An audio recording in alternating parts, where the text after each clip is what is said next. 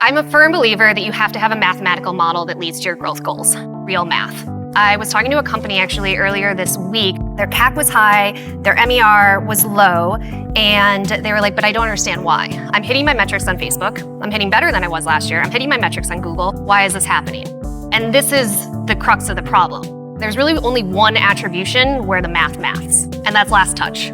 Last touch is the only place where 1 + 1 = 2, but the consumer journey is messy, and last touch doesn't tell the whole story. And that's where you layer on top MMM, incrementality, geo lift test, conversion lift test to contextualize. But if you can start in a place where the math makes sense, you're going to be in a much better position and have a clear direction of where you want to go. So here's how that starts.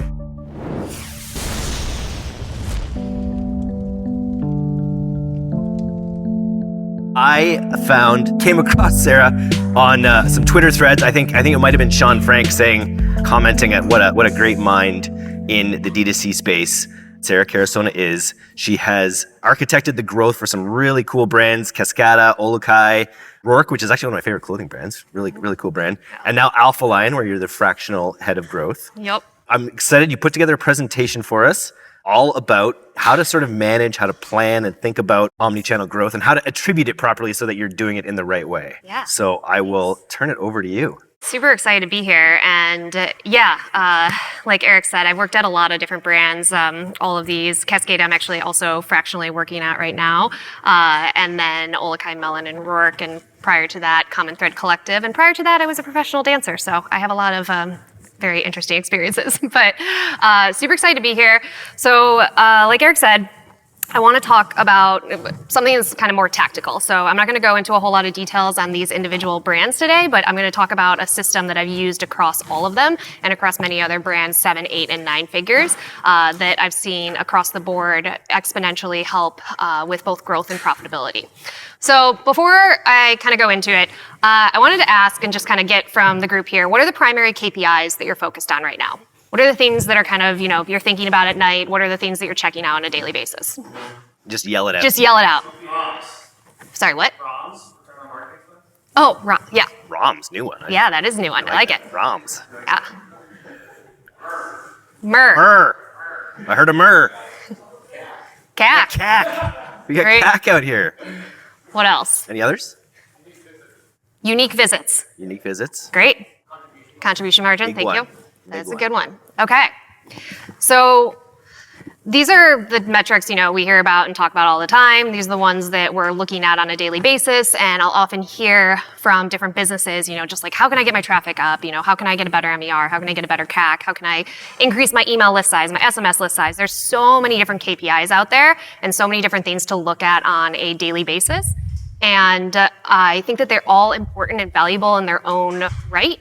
But what I would argue for probably 100% of the businesses here today, that your primary KPIs are really your top line dollars and your bottom line dollars, which you called out contribution dollars. And like I said, all of those other KPIs, your CPCs, your conversion rate, your time on site, they're all also important, but they're only important if they're leading to one of these two goals. But there's a real challenge there, right? How do you know if they're actually leading? How do you know that an improvement in conversion rate is leading to better top line and bottom line goals? It probably is, but if you just decreased your traffic, did it actually? So there's a lot of kind of nuance within this. So before going into the system that I talked about, I want to give a quick analogy. So pretend that you are going on a hike in Utah, one of my favorite states, and it's a multi-day hike. You know your starting point, you know your end destination. You don't have a kind of paved path for you, but you do have a map that you're using and you have a general sense of where you want to go. You're a smart hiker, so you have looked at the forecast and you know there's a chance of rain, you know that there might be a storm, there might be some ice. And so you've brought along with you some various tools to be able to address any of those foreseen or unforeseen challenges. Now, what does all this have to do with ecom? You know where you want to go, right? You know you want your top line dollars and your bottom line dollars. You also know the general path that you want to get there. It's got to be a mixture of new and repeat, orders and AOV. And you know generally the tools at your disposal. And if you are a smart of an operator as you are a hiker, you have a general sense of which tool you need to deploy in order to get you to your top line and bottom line growth. you're not really confused about this. As a hiker, if it's raining, you need to take out your raincoat. It's pretty black and white there. But that's the challenge, right? With hiking, things are very black and white. You probably have a GPS system. You know if you're getting closer to your destination or farther away. And again, you're probably not going to take out a hammer and start like hammering against a tree and think that it's going to get you closer to your destination. You know what you need to do. But with ecom, things get very, very fuzzy, very, very fast. Bit of a shameless plug here. So I'm a firm believer that you have to have a mathematical model that leads to your growth goals. And this has to be real math, not what my CFO used to ask me, are you doing fuzzy math or real math? And I would say, no, it's real math, George. We're gonna give you real math. And matching those actions with the metrics, trying to say, hey, if I do a drop every single week and I increase that, is that going to actually increase my repeat revenue or increase, my overall revenue? That's where the art and science meets, right? And then aligning your team on all of these is really where kind of the magic happens and getting them really clear on those KPIs. But the challenge here, and again with ecom and D2C, is that the math doesn't math. It just doesn't. And we all are aware of this to some extent, but it's a real problem. I was talking to a company actually earlier this week. I had a mentor pass, and they were, their CAC was high, their MER was low, and they were like, but I don't understand why. I'm hitting my metrics on Facebook. I'm hitting better than I was last year. I'm hitting my metrics on Google. Why is this happening?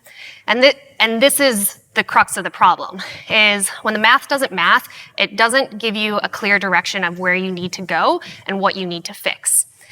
And so there's a lot of SaaS companies out there, right, and different solutions that'll try to solve this for you. And they all have a place, and I think they're all right in their own realms.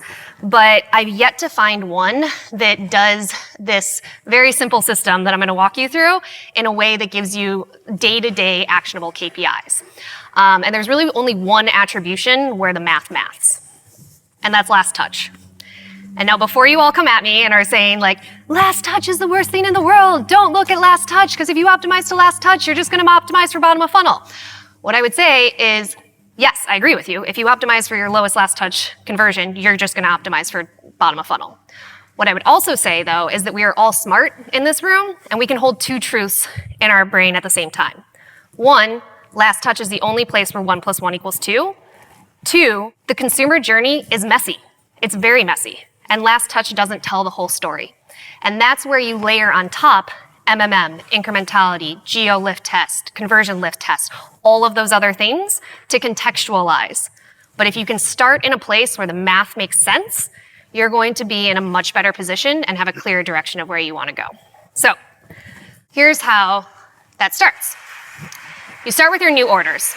Now, I would guess that for the majority of the businesses here, that you have a large amount of those from paid, except for our friend Brandon.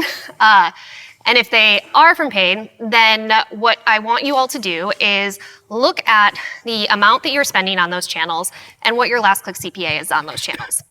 You're also going to want to look at the percentage of orders that are coming from new. And for some of you, this will be possibly surprising when it comes to different channels. You might see that you're actually spending a lot higher percentage on repeat revenue on Meta, for example, or on Google. And for everybody, it's going to be a little different. You can get this from your favorite Triple Whale or Northbeam, or if you're really ballsy, you can try to figure it out in GA4. This will give you your total paid new orders, right? So that's going to be your first section of knowing where your new orders are coming from. But obviously, you also have orders that are coming from owned channels. You also have orders that are coming from organic channels. When I'm saying organic here, I'm talking like organic social, organic search. I'm also talking direct, and really kind of anything else that can fall under that bucket. I like to combine these together just for simplicity's sake and call it my organic/owned new orders. So it's very important to look back at these and look at them historically to understand what they are for your business, because it's going to be very variable depending on the nature of it. Your paid new orders plus your organic/owned new orders equal your total new orders. Maths. And the ratio between those is what I like to call the organic/owned ratio. Now, a lot of people will ask me like, oh, I want this really high, right? I want a higher percentage of my orders coming from owned organic channels than my paid channels. For the most part, yes, you could say that. But you can also arbitrarily make this look really high. I can have a 10 organic owned ratio by basically cutting my spend in half or having really, really inefficient spend. I can also have it go the opposite way by spending a whole heck of a lot and not having a whole lot of incrementality. So it kind of depends again. I typically like to see this around like a 0.8 to a 1, but it's going to be variable. Again, look back at your business first of all, and this is a really simple exercise you can do, and you'll be able to see what these look like for your business. And the organic owned ratio, the easiest way to kind of explain it is that for every one paid new order, how many do I get from these other channels? And so what I'll often get asked though is, okay, like, do I want a low last click CPA? Do I want a high? Do I want a high percentage of new, a low percentage of new? Do I want, like, how do I want my spend mix? How do I want my organic owned ratio? Like I said, you have to look at your business specifically. I've seen businesses that thrive on super high last click CPAs and great high organic ratios. I've also seen businesses that have really low last click CPAs. I've also seen businesses that have a really low percentage of new that are coming from Meta.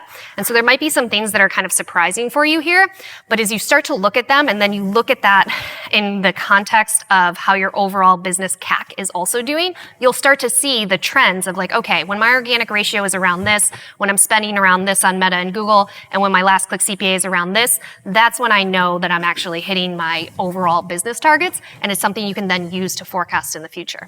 But this is then where that art and science meets, right? Because what I don't want anybody walking away from here doing is going in and seeing their last click CPA on Meta is $200 and freaking out because it's so high, because it's just numbers. It's just numbers that are used to guide you.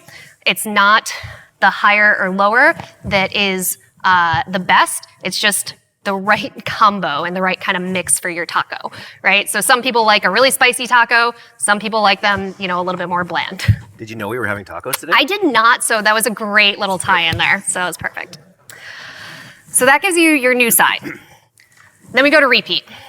So repeat, this is, I think, the best image to describe repeat forecasting. And I will be the first to say that managing a repeat forecast is much harder than managing new. It just is.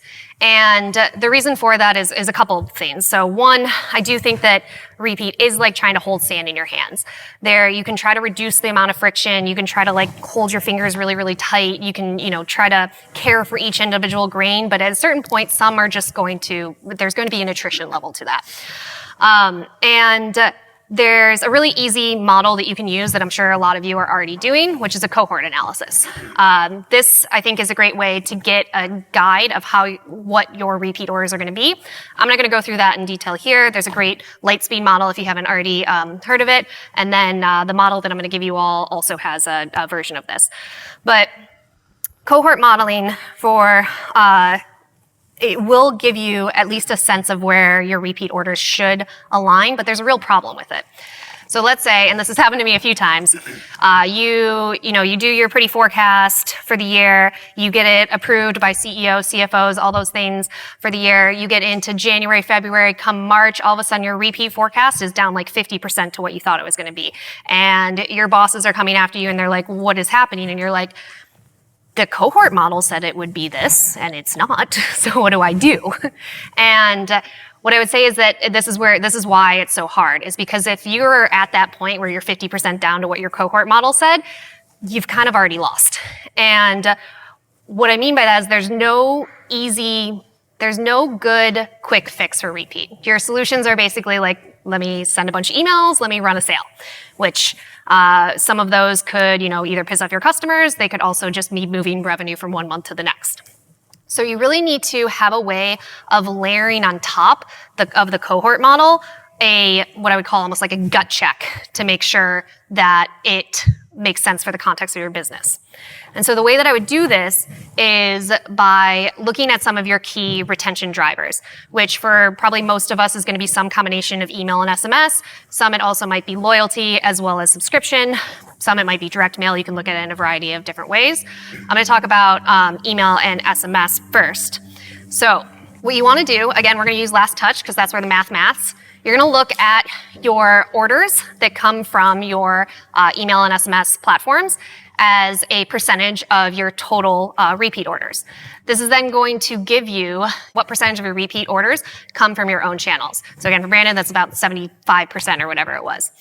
So then what that tells you then is if 75% of your orders are coming from email, and then your cohort model says, hey, next month I want 100,000 orders, you then go to your email and SMS people and you're like, hey, can you give me 75,000 orders? They might say, I have no idea, but if they go through this process, they'll be able to see that. And what it is super simple. You look at your total list size. I typically like to look at this. I know there's like engaged list, unengaged list, so it kind of depends on how you want to define it. But you have typically your total list size. Then you typically have an average amount of people that you send to for each email.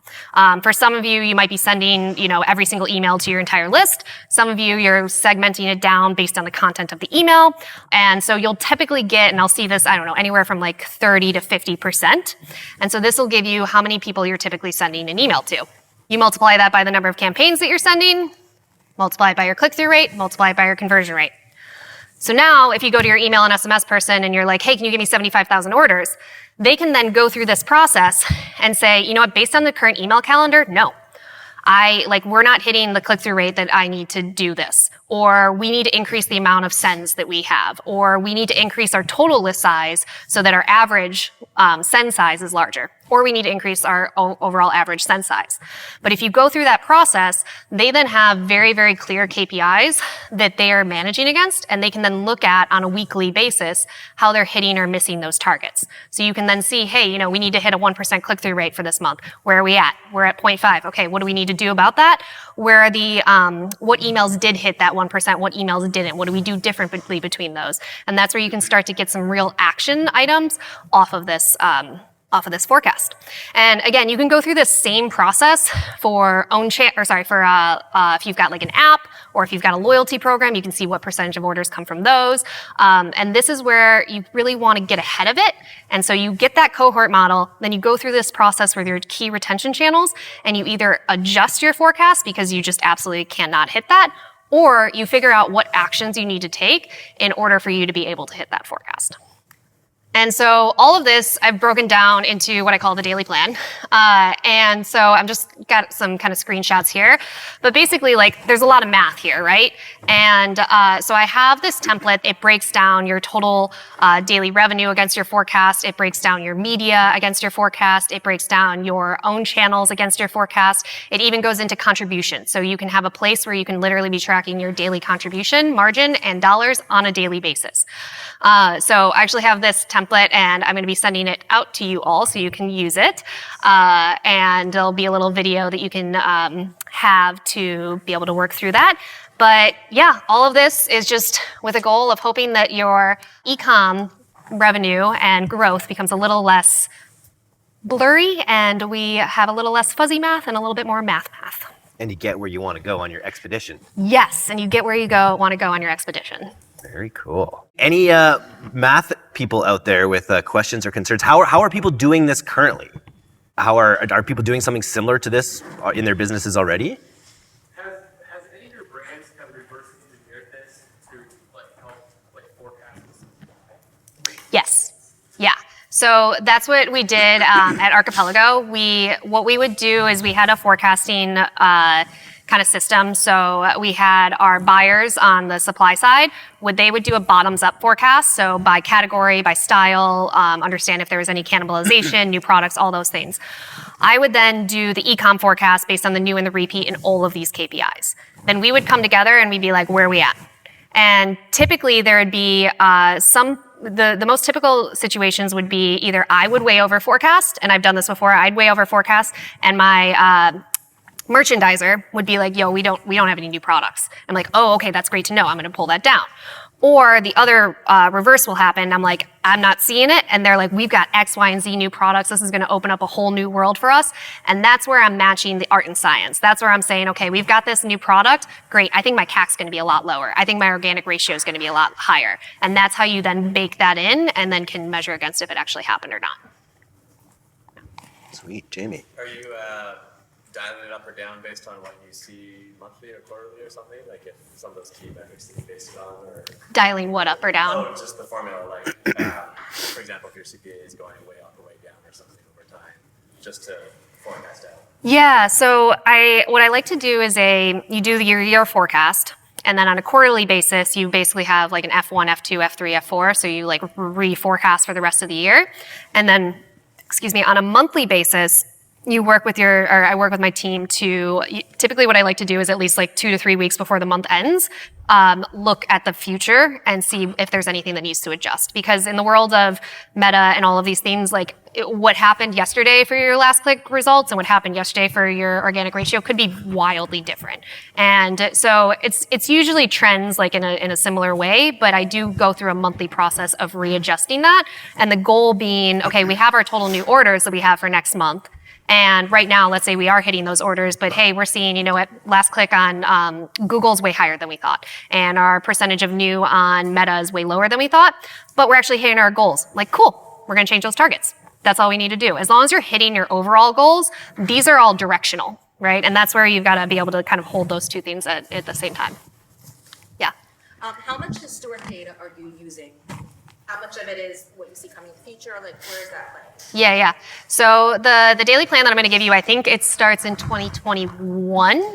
You can definitely go farther back if you want. It kind of depends on where your business is. If you had a huge shift in 2022 or something and it completely changed the way your business is, then I would use that. If you have been pretty steady, then I would use a longer period of time. How does this go into, I guess, planning for big surges like in Q4? It's just like you're looking at last Q4, I guess, right? Yeah. So you look at last Q4. You look at and then you consider kind of what your overall plan is for Q4 as well. And then I think doing a lot of different comps is really helpful. So what we would typically do is you look at things like obviously year over year metrics, but you also look at things like month over month and builds. So I actually really like looking at builds because you'll typically see, okay, from January to February, I build 20%, then I go down 30%, then I go up 40%. And so you kind of get a seasonality to your business. And if you then use that and kind of gut check, okay, do we think the same thing is going to happen this month or this year? Or, hey, last year, there was a SVB collapsed and March was absolutely crazy. So that's not going to happen this year. So we're going to have a higher amount. So the more kind of comps that you can use that way, I think are really helpful. One of the things we talk about on the podcast all the time with the Pilot House team is stocking the pond, or this idea of like making sure that you are building up your customer base into the run up to Q4 aggressively so that you can get the maximum amount out of them in Q4. Yeah, and I think that's where with this, you're able to map that out. So you're able to say, Q3 is it's not going to be super profitable for us. So maybe that's just not your time frame. But you know what? We're going to let ourselves have a higher CAC, a lower MER, and a lower profitability during these 3 months because we're going to allow ourselves to spend more and we're going to pay more attention to some of those softer metrics like CPCs and time on site because those are directionally going to tell us if people are still coming to our site, interested, email list growth, doing lead gen activations, things like that. And so you can map that out. Then what you need to make sure is that you set your targets for Q4 so that you make up for the Q3 and you kind of get a holistic, second half of the year in a really solid spot. Did you mention Northbeam? Is that what you're using, your third party? I'm actually, both of the businesses that I'm working at right now, I'm using Triple Whale. But again, I would say that if you can afford it, being able to layer on those additional attribution tools is really helpful. I've worked with incrementality. I've worked with conversion lift studies. I've done geo, fence studies, and they're all great. But what always challenged me is that I couldn't action on them, and I had a really hard time. By the time I got the data for what the incrementality test was telling me, I was already in a whole new season, and we were pushing new products, and our media mix might have already shifted, and it just wasn't. It didn't give me what I needed. But I think if you're in a really stable spot with your business and you're really smart about how you test it, it can give you a really good, give you some really good direction. And then one of the other themes on the podcast a lot this year is true top of funnel marketing. So getting away from just bottom and mid of funnel on Meta. Does I imagine a rubric or a planning template like this allows you to take bigger shots potentially at some of those top of funnel like television efforts or things like that because you can see them, its downstream effects more clearly? Yeah. The way that I would do that is one, you add in that spend. So you end up having your total spend, even if you don't have those kind of like last touch targets. What I divided it up is between like online channels and offline channels. And then really I would bake that into my forecast from that organic ratio standpoint, as well as typically Google. would be where I'd see the impact more. Also on Meta a little bit, but typically like I'd see a correlation with Google. But the other thing that I would check on for offline channels or kind of brand awareness, it's not just the organic ratio, but it's the volume of orders that you're getting from organic and offline channels. And really, if you are spending on TV, come talk to me. I've spent like way too much money on TV and dove really deep into it. But what I would do is measure your traffic that are coming from direct in search. So include both your paid and your organic search as well as your direct traffic. Put those all together in a little mixture. Understand how that typically trends. And then as you start to spend on TV, if that traffic doesn't increase, something's wrong. Because the consumer behavior after seeing an ad on TV, the first thing they're going to do is Google you. I just did a pre-interview with Isaac Medeiros from Mini Katana, now Kanpai Foods, and he was just talking about his organic video strategy and how greatly it impacts retail. Just because it's recall, right? And when you're on the store shelf, if you see something that you saw on YouTube, it's going to be that much more likely. And it's just such a good, valuable story for him. This kind of all this organic content when it comes to pitching, stores, like just to say, hey, I've got all this amazing, content coming out all the time. You're going to want to feature me. Yeah, exactly. So it's been big for him. Yeah, and that's the thing with TV is that it has there's like a validity to like seeing somebody on TV that just makes you feel like, oh, they're big, they're a big deal. And then you see them on Instagram or you see them somewhere else, and it does typically have you like allow you to spend more on those channels as well. But I think it also like really depends on the brand. And I think YouTube is wildly under utilized. I was looking at some data the other day that YouTube, I think it's like 10% of streaming viewership is on YouTube right now, which is wild. That's really high. A lot of people are watching YouTube on the big screen as well, and that is a very low barrier to entry to get on the big screen. Roku too just announced their self-serve ad platform, which would be interesting. Yeah. Well, Sarah will be here all for the next 2 days, so any deeper questions you want to nerd out with her on, feel free. Otherwise, thank you so much for your presentation today, Sarah. Thank you. Appreciate it.